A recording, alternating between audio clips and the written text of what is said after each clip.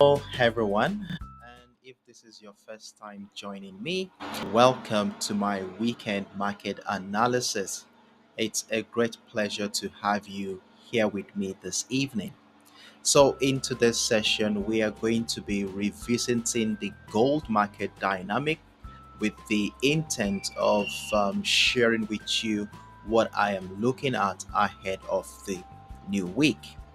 So last week, gold went full throttle again, pushing to test another record high, as you can see on my screen here, around the $3,357 ish. Now, this strong and bullish move was mostly driven by a weaker US dollar, uncertainty around tariff announcements, and growing fears of a global recession. But as we approach the long holiday and weekend, many traders started closing in their position to secure profits, causing price to pull back a little bit into the 3,285 zone before settling down around the 3,320 zone. Now, that pullback has left us with a pretty interesting technical setup going into the new week.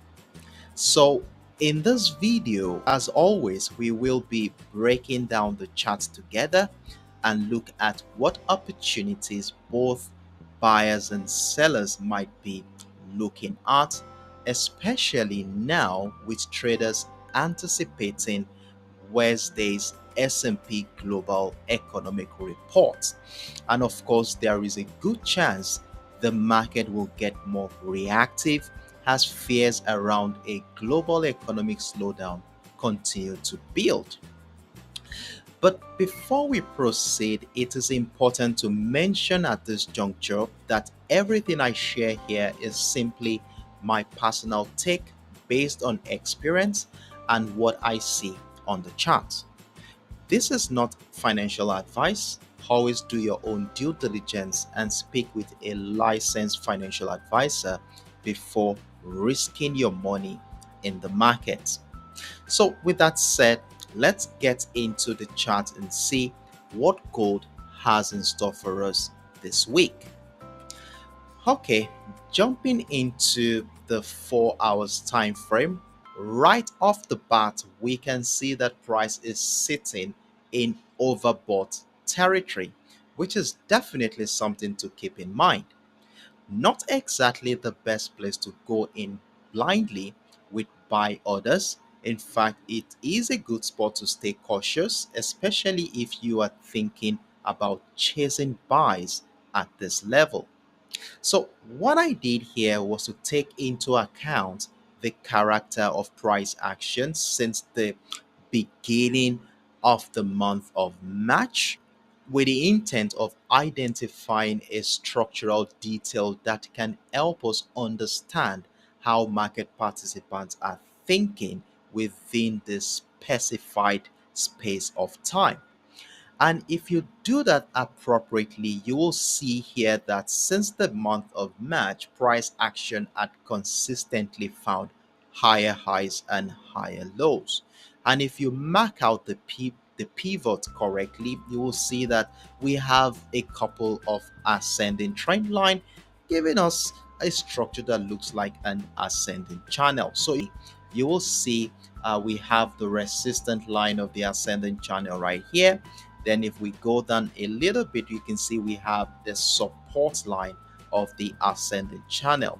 Though we saw price break down the support line right here at the beginning of this month, but by the end of last week, I think a couple of weeks ago, stroke last week, we saw price climb back within the ascending channel and later on broke out of the resistant line of the ascending channel during last week's trading session to emphasize the strength of the buyers at this point. So, heading into the new week and considering the fact that price is above the ascending channel and of course within uncharted territory, what are the things that we are looking at this week? So, zooming into the current structure, this was what I was able to come up with. As price sits above the resistant line of the ascending channel, we can see price has been confined within the $3,359 area. That is the highest level price action has been, and then the 3,285, that is the support line of this um, consolidation phase you see here. So, and this support line here interestingly sits above, or let me say within, the resistant line of the ascending channel, and immediately price tested the trend line and the support line. Look at what we saw here, an hammer candle, which theoretically tells us that buyers are still strong in this market.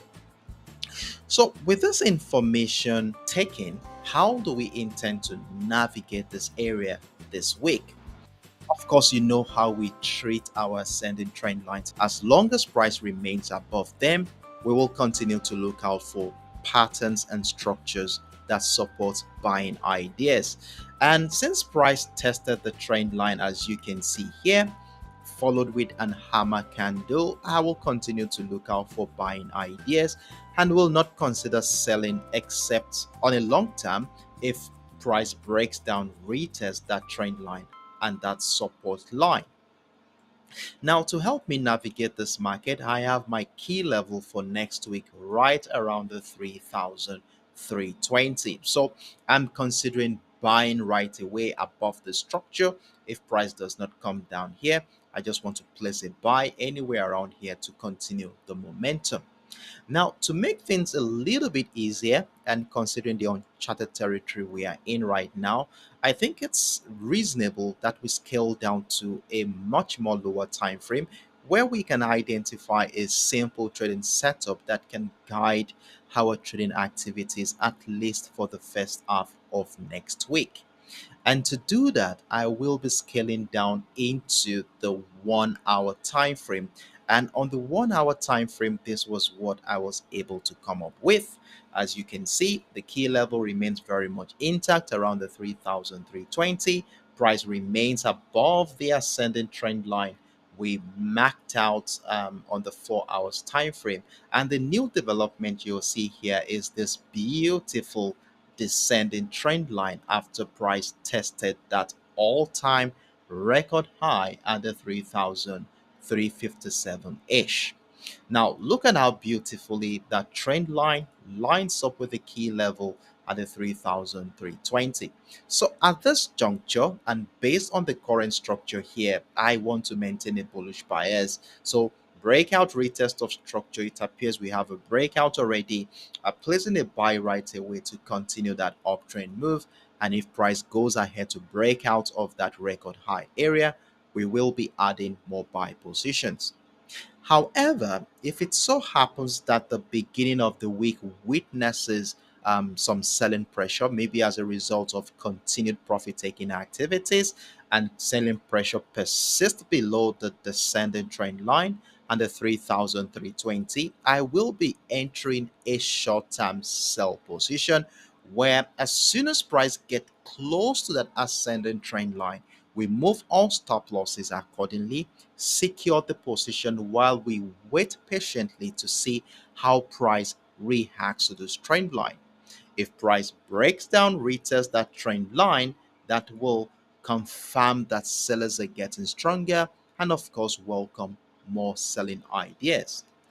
But if it happens that sellers find it difficult to break down that trend line and instead we begin to notice buy pressure, and if we are lucky, price action evolves into a reversal pattern, let's say a double bottom structure, inverse head and shoulder pattern, or a falling wedge, we mark out the neckline and, of course, buy the breakout retest of the neckline.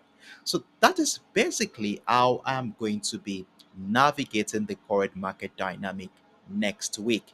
But trust me, I will be with you right in the comment section of this video to give you an update of what I will be doing after monitoring how market participants react to this key level at the 3,320 during the early hours of the new week. So there you have it, my in-depth look at the XAUUSD for the week ahead. If this video helped with your independent trading decisions, a thumbs up will be greatly appreciated. And if you haven't yet, consider subscribing for more insights, weekend market prep, and updates. Thanks for watching.